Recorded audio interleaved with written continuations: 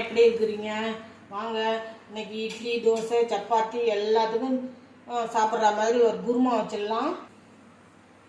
ஒரு பெரிய சைஸ் வெங்காயம் எடுத்து வச்சுருக்கேன், 2 பச்சை மிளகா, ஒரு தக்காளி, உருளைக்கிழங்கு, பச்சை பட்டாணி, கேரட், பீன்ஸ், கொஞ்சோண்டு காலிஃப்ளவர் எல்லாம் எடுத்து வச்சுருக்கேன்.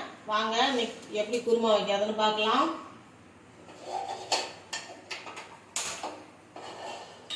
அடுப்பு பற்ற வச்சிடலாம். எண்ணெய் விட்டுக்குவோம்.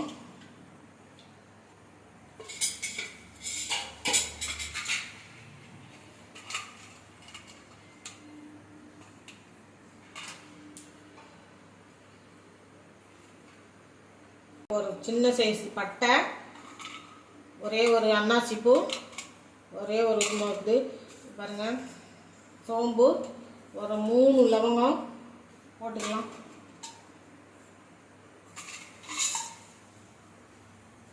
வெங்காயம் போட்டுக்கலாம். பச்சை மிளகா வதங்கட்டும்.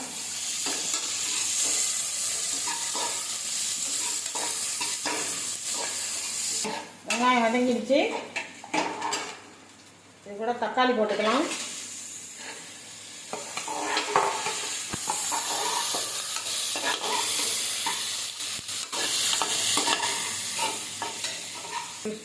கருவேப்பிலை போட்டுக்கலாம்.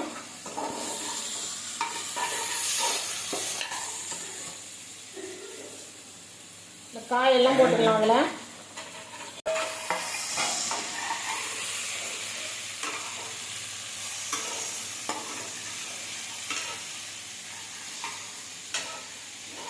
இந்த அளவுக்கு வதங்கினா போதும்.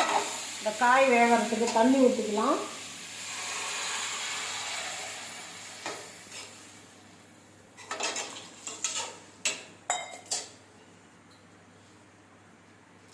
உப்பு போட்டுக்கலாம்.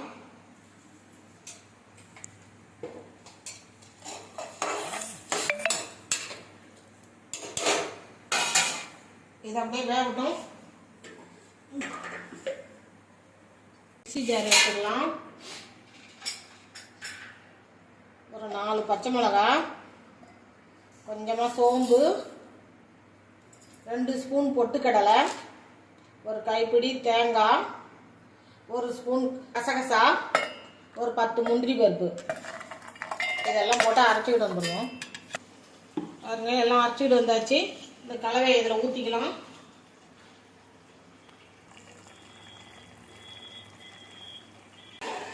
கலந்து விட்டுக்கலாம். வாங்க குக்கரை மூடி ஒரு 2 விசில் விட்டுக்கலாம்.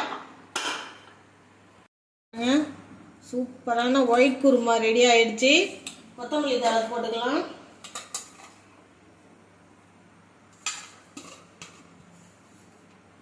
அவ்வளோதான், ரெடி ஆயிடுச்சு.